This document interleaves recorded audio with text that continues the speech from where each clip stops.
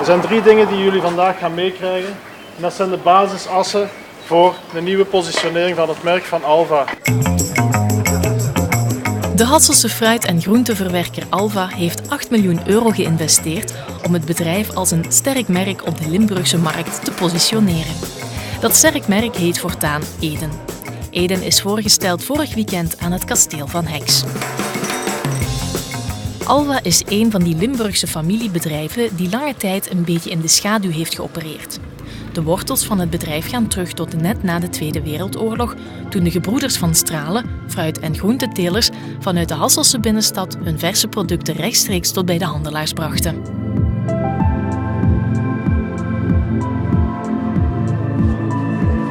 Eden staat als metafoor voor moeder aarde, down to earth, lokaal en loyaal. Geen nieuwe levenswijze, maar een teruggrijpen naar iets wat ooit van ons was. Het authentieke smaakgevoel, een streling van al onze zintuigen.